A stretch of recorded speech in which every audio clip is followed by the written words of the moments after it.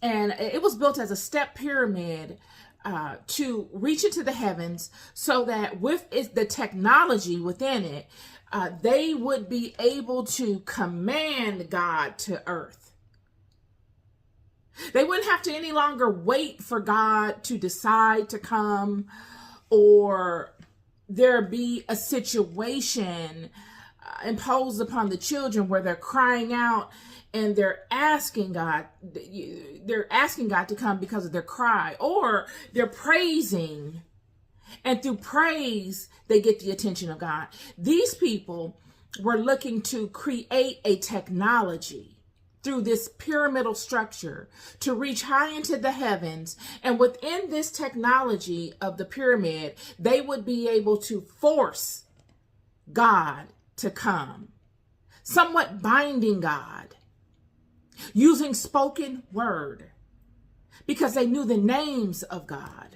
And through these names, they would speak them and use the technology that is embedded into all the atoms and the children of Adam in the world, by way of having all the elemental forces encapsulated within us.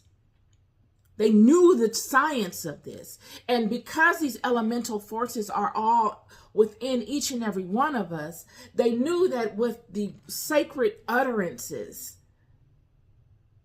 that they could have their voice heard in other realms by using these utterances, these names, to call upon God, making God come.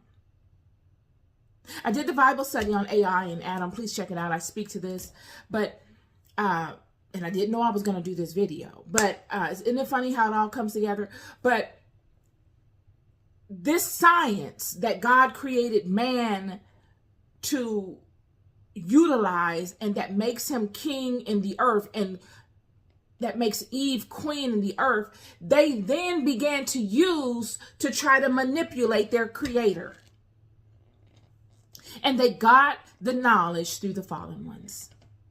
The same fallen ones whose ancestors were there when Adam was created. Who would know it better? But these fallen ones couldn't use it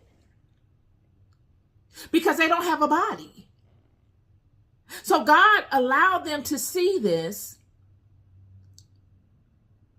because it's knowledge that they could not use lest they give it to Adam. And this is the first instance that we see in the Bible where they have given Adam, his seed, this knowledge. And them together are working in tandem with one another. And they're building monumental things. I've said this before, that these fallen ones have done many miraculous things with the atoms, the Adamus of the world. We see this all throughout history. We see it when we look across this planet and we see all of these structures. I don't care if you go to Asia, Angkor Wat, if you go to Cambodia, or if you go to the Americas, if you go to all throughout Africa, if you go all throughout the Mediterranean, if you go through all throughout Russia, you see these temples, these pyramidal structures all throughout Central America. There are more pyramids in Central America than anywhere on the planet. They all knew this because at one time on this planet, they were working in tandem with one another. And then some